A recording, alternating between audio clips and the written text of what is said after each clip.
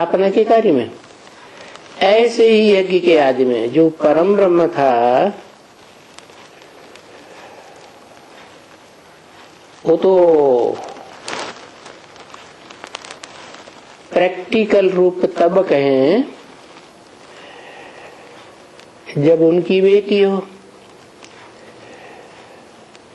तो जो जगदम्बा है,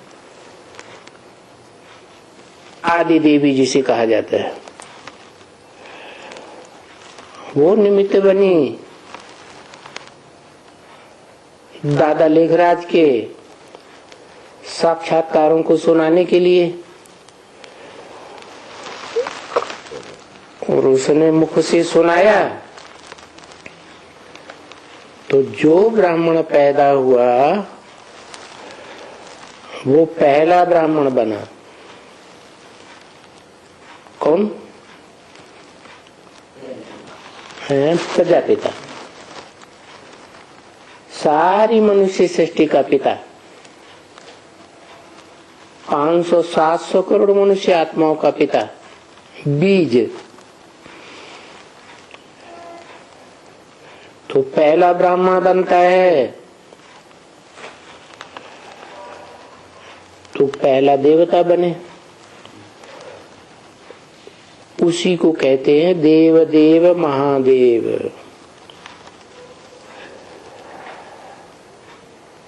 तो यज्ञ के आदि में स्थापना के साथ साथ विनाश ज्वाला भी उसी ब्राह्मण से चलती है।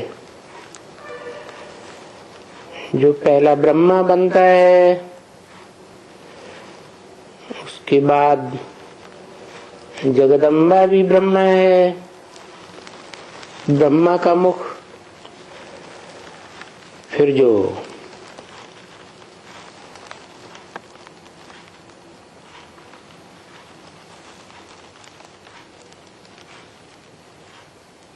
स्त्री चूला है जगदम्बा, और तन धारी आत्मा तो है, परंतु आत्मा जड़त्व में ही है। ज्ञान की गहराई को नहीं पकड़ सकती,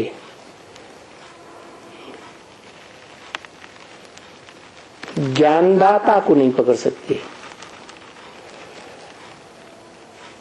क्योंकि जगदम्बा में भी दो रूप चाहिए।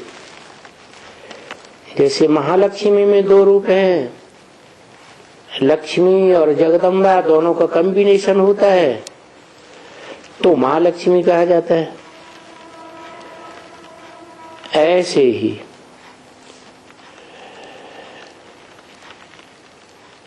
जगदम्बा है प्रकृति का रूप। प्रकृति अर्थात 5 तत्वों का संघात, पृथ्वी जल वायु अग्नि आकाश। इन तीनों का, 5 का संघात रूप जो प्रकृति है, प्रकृष्ट कृति, वो तो हुई जगदम्बा। परंतु प्रकृति को भी परे चलाने वाला आत्मा तो होनी चाहिए जगदम्बा। तो जगदम्बा का जो आत्मिक रूप है वो ही है लक्ष्मी। तो परम ब्रह्म और साथ में लगा हुआ है प्रजापिता। तो प्रजापिता ब्रह्मा और जगदम्बा, उन दोनों से जो जुड़ी हुई तीसरी शक्ति है,